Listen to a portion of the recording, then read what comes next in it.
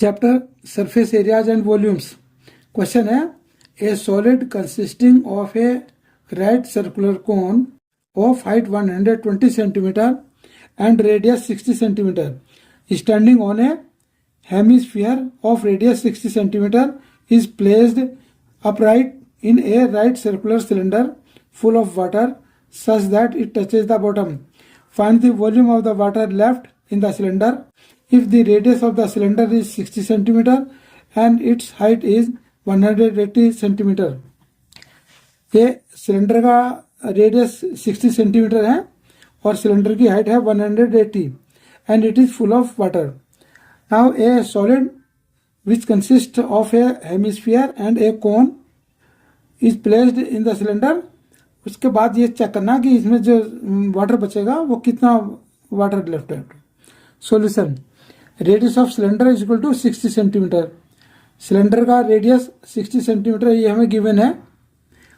Length of the cylinder is equal to 180, length 180 centimetre given है.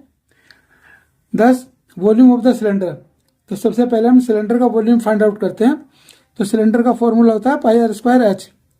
तो equal to हो गया वॉल्यूम ऑफ सिलेंडर हो गया पाई इंटू आर के लिए रेडियस इसका 60, तो 60 का स्क्वायर इंटू 180.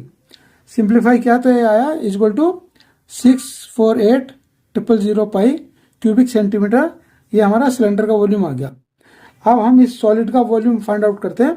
तो सॉलिड का वॉल्यूम फाइंड आउट करने के लिए पहले तो हम इस हेमिस्फीयर का वॉल्यूम फाइंड आउट करते हैं. तो radius of hemisphere, hemispherical part of the solid is equal to 60 centimetre. ये भी हमें गिवन है. So volume of the hemispherical part of the solid is equal to, इसका फॉर्मूला होता है 2/3 pi r cube. Actually full sphere का होता है 4/3 पाई आर क्यूब और ये चूंकि हेमिस्फीयर है इसलिए 2/3 पाई आर क्यूब है. तो ये इक्वल टू हो गया 2/3 पाई और आर रेडियस है इसका 60, तो 60 का क्यूब हो गया. सिंप्लीफाई किया तो ये 144,000 पाई क्यूबिक सेंटीमीटर इस हमारे हेमिस्फीयर का वॉल्यूम आ गया. अब वॉल्यूम निकालते हैं इस कोन का. कोन के लिए base radius of the conical part, जो कोनिकल पार्ट है उसका बेस रेडियस है 60 सेंटीमीटर. इसका बेस का रेडियस 60 सेंटीमीटर है. ये हमें गिवन है. Height of the conical part, जो हाइट है कोनिकल पार्ट की वो 120 सेंटीमीटर गिवन है. So volume of the conical part. अब कोनिकल पार्ट का वॉल्यूम कितना होगा, इसका फॉर्मूला है 1/3 पाई आर स्क्वायर एच. तो ये वॉल्यूम हो गया 1/3 पाई और आर रेडियस है इसमें 60, तो 60 का स्क्वायर इंटू इसकी कोनिकल पार्ट की हाइट है एच 120. तो ये सिंप्लीफाई किया तो ये आ गया 144,000 पाई क्यूबिक सेंटीमीटर. तो इसका हमारा कोन का वॉल्यूम भी निकल गया. अब volume, total volume of the solid. अब जो सॉलिड है हेमिस्फीयर प्लस कोन, इसका वॉल्यूम हो गया टोटल का volume of hemispherical part of the solid plus volume of conical part of the solid. तो ये हेमिस्फेरिकल पार्ट का वॉल्यूम था 144,000 पाई और कोनिकल पार्ट का वॉल्यूम भी 144,000 पाई है. ऐड किया तो ये हो गया 288,000 पाई क्यूबिक सेंटीमीटर. इसका सॉलिड का वॉल्यूम हो गया हमारा.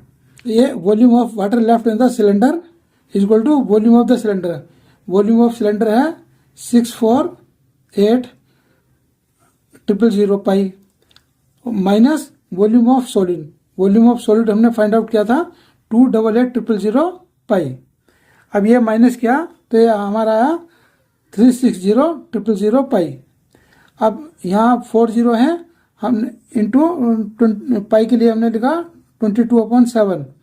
अब हमने ये 36 इंटू 22/7 एक साथ लिखा इंटू और 1 के साथ में 40 हमने ये सेपरेट लिख दिया.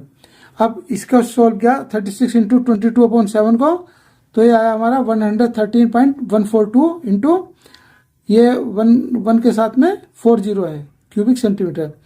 अब हमने इसको 2 डेसिमल लेफ्ट शिफ्ट कर दिया तो 1.13142 और यहाँ 20 बढ़ जाएंगे तो यहाँ हो गया 1 के साथ में 60 है क्यूबिक सेंटीमीटर.